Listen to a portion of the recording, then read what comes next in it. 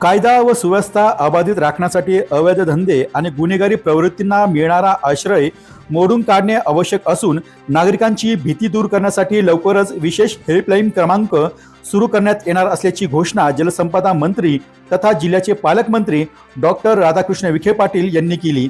या हेल्पलाईनवर प्राप्त होणाऱ्या तक्रारीमध्ये तक्रारदारांची ओळख पूर्णपणे गुप्त ठेवून कायदेशीर कारवाई केली जाईल असे त्यांनी स्पष्ट केले।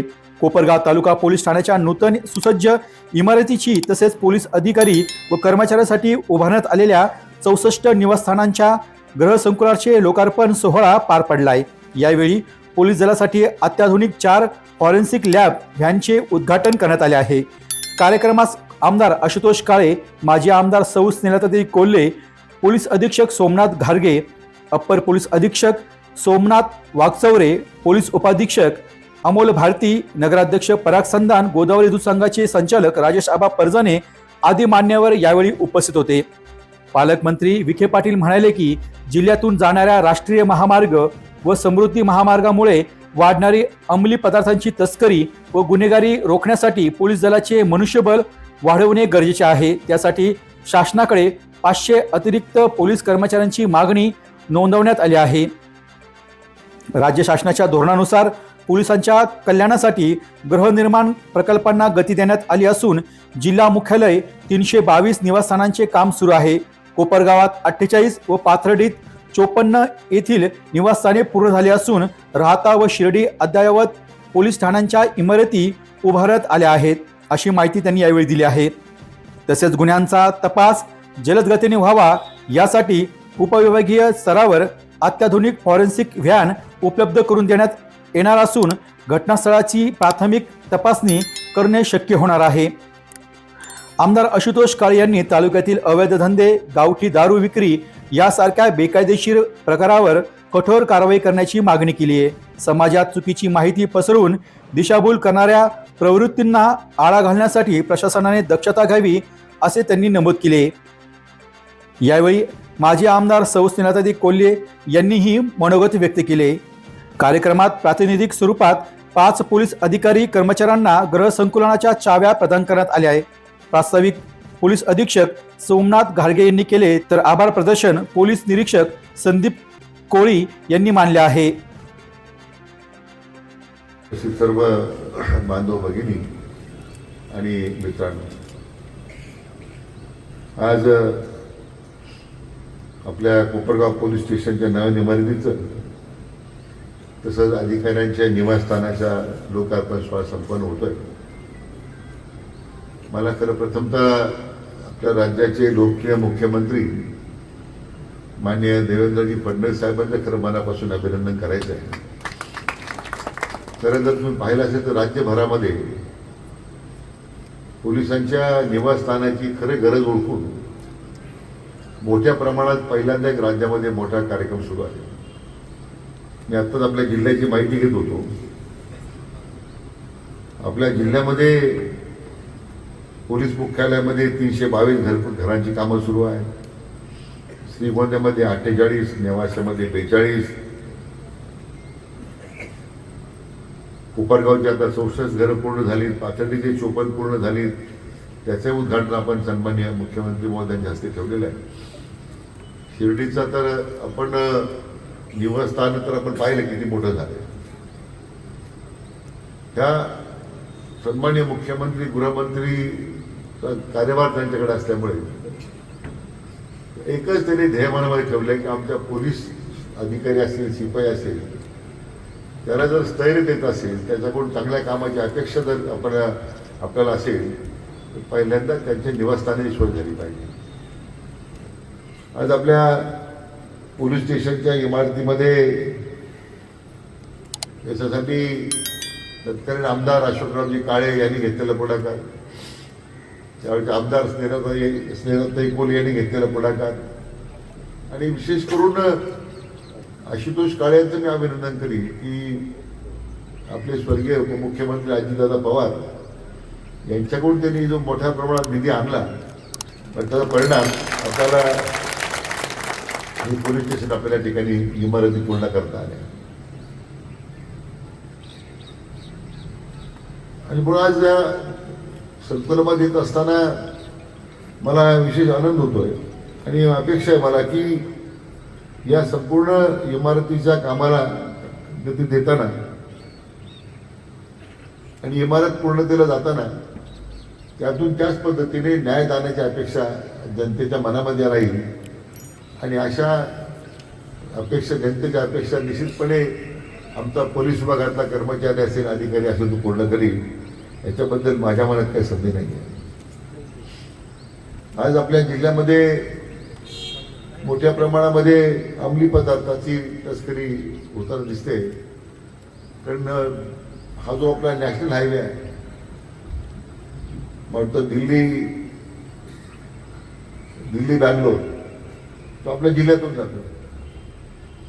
2-3 नॅशनल हायवे आता जिल्ह्यातून जोडले जात आहे. समृद्धी आपल्या जिल्ह्यातून जातो. अनेक मार्गानं ह्या तस्करांनाही आता जिल्ह्यामध्ये शिरपा करण्याची संधी मिळते. आपल्याकडे असणारं पोलीस दलाचं जे मनुष्यबळ आहे त्याची संख्या कमी आहे. अधिक 500 आपल्याला कर्मचारी द्यावेत अशा प्रकारची विनंती आपण माननीय मुख्यमंत्री महोदयांनी केलेली आहे की ज्यामुळे ह्या सगळ्या तस्करी वाढत चाललेली किंवा गुन्हेगारांना त्या ठिकाणी मग आपल्याला अटकाव करण्यामध्ये मदत होईल.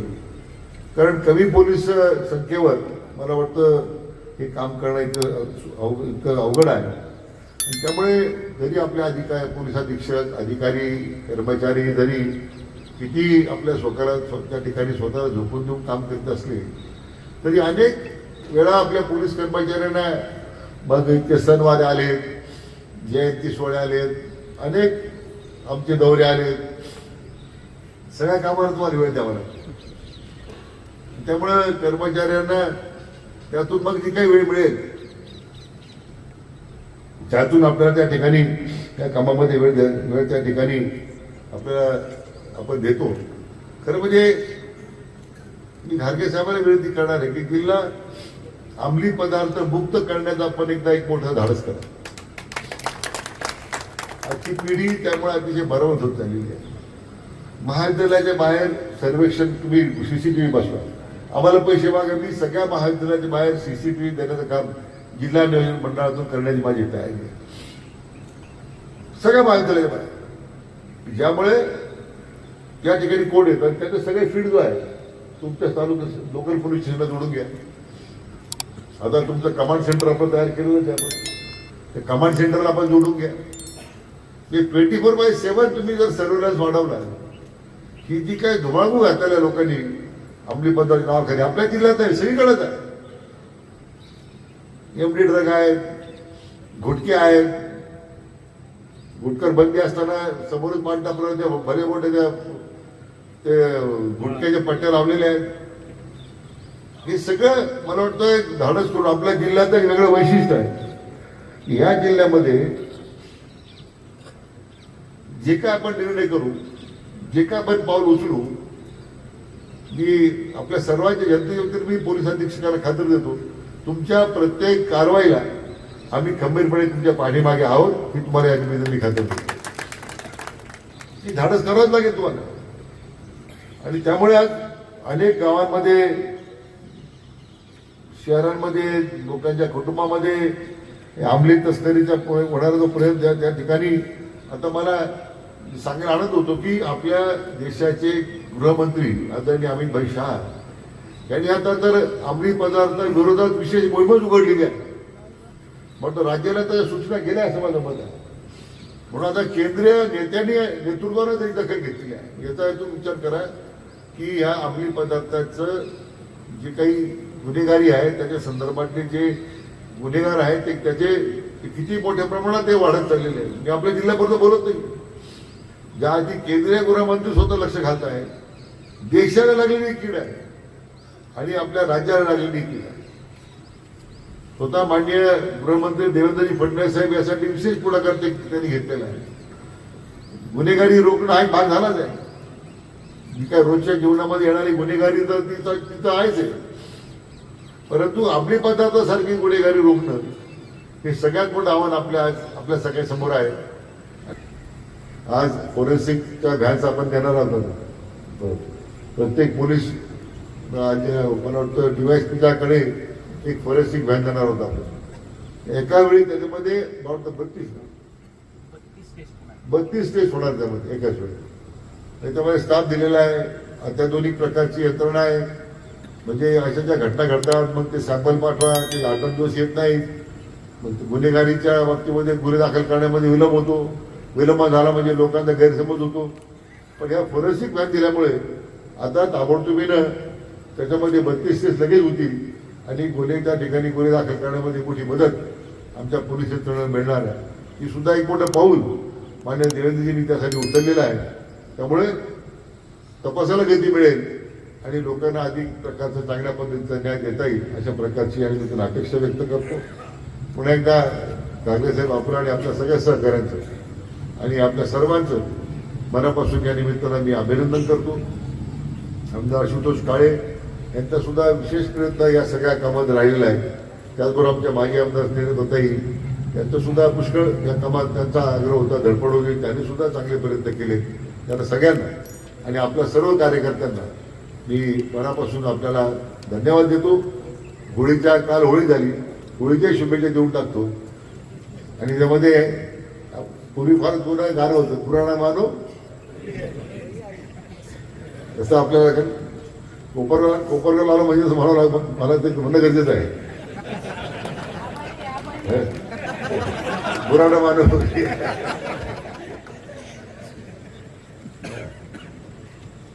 पुन्हा एकदा सगळ्यांना शुभेच्छा देतो आणि थांबतो. जय हिंद, जय महाराष्ट्र. आज अतिशय आनंदाचा आणि अभिमानाचा दिवस आहे का आपल्या कोपरगाव शहराच्या वैभवामध्ये भर घालणारी आणि आपल्या पोलीस बांधवांसाठी सुसज्ज आणि सुरक्षित निवासाची व्यवस्था ही सोय उपलब्ध करून देणारी ही इमारत वसाहतीची आणि पोलीस स्टेशनची या ठिकाणी उभारली गेली आणि त्याचं लोकार्पण आज होत आहे. आणि या लोकार्पणाच्या निमित्ताने आपल्या राज्याचे उपमुख्यमंत्री स्वर्गीय अजितदादा यांची आठवण आल्याशिवाय राहत नाही. कारण या दोन्ही इमारतीचं जे काही निधीचं उपलब्धता करण्याची काम किंवा घोषणा होती अजितदादांनी त्या काळामध्ये केलेली होती. कोपरगावमध्ये पूर्वी आपल्याकडे एकच पोलीस स्टेशन होतं. 2013 साली या एका पोलीस स्टेशनवर भार जास्त होता आणि म्हणून त्यावेळेचे आमदार माजी आमदार अशोकरावजी काळे साहेब यांनी 2013 साली कोपरगाव शहर आणि कोपरगाव तालुका अशी वेगळ्या 2 पोलीस स्टेशनची निर्मिती करून आणली. आणि त्या तालुका पोलीस स्टेशनची एक इमारत असावी आणि कोपरगाव शहराची इमारत असावी, आपल्या वसाहती नवीन झाल्या पाहिजे या भूमिकेमधून तो कार्यक्रम त्या काळात होऊ शकला नाही. आणि ते भाग्य 2014 नंतर आमच्या काकी आणि त्या काळातले गृहराज्यमंत्री आणि आजच्या कार्यक्रमाचे अध्यक्ष राम शिंदे सरांना त्या काळामध्ये मिळालं. काही कारणास्तव ते या ठिकाणी येऊ शकले नाही. 2013 साली 29 ऑक्टोबर या तारखेची त्या आपल्या कोपरगाव तालुका पोलीस स्टेशनची मंजुरी आहे. म्हणून ते पोलीस स्टेशन मंजूर झाल्यानंतर आपल्या काही गावं, शहर, काही तालुका पोलीस स्टेशनमध्ये त्या ठिकाणी आहे. फार मोठा हातभार या निर्मितीमुळे झालेला आहे. जी भूमिका माझी आमदार अशोकरावजी काळे साहेबांची होती का नवीन काम होऊन आपल्या पोलीस बांधवांना त्या ठिकाणी राहता आलं पाहिजे, ऑफिस मिळालं पाहिजे. आपल्या सर्वांच्या आशीर्वादामुळे 2019 साली जी काही संधी आपण मला दिली, या सर्व गोष्टीचा पाठपुरावा त्या ठिकाणी करून योग्य जे काही करणं गरजेचं होतं समस्या सोडवण्यासाठी अनेक बैठका घेऊन या सगळ्या गोष्टी केल्या. आणि म्हणून या सर्व गोष्टीचं काम आज आपल्याला त्या ठिकाणी उभं दिसतंय. याचं उद्घाटन करण्यासाठी खरं म्हणजे मी अजितदादांना विनंती केली होती ऑक्टोबरमध्ये, परंतु नगरपालिकेची निवडणूक, जिल्हा परिषद पंचायत समितीची निवडणूक संपल्यानंतर तुला वेळ देतो. आणि दुर्दैवाने आपल्या सर्वांना कल्पना आहे की जी घटना घडली, मी साहेबांना विनंती केली का दादाची तारीख जिल्हा परिषद निवडणूक झाल्याशिवाय मिळणार नाही. पोलीस बाहेर राहत आहे, कुठे दुसरीकडे राहत आहे आणि म्हणून त्यांना क्वार्टर मिळाले पाहिजे, आपण लवकरात लवकर तारीख द्यावी. दुर्दैव आपलं असं का साहेबांनी 2 तारीख दिली आणि 28 तारखेला ती घटना घडली आणि म्हणून 2 फेब्रुवारीचा कार्यक्रम त्या ठिकाणी होऊ शकला नाही.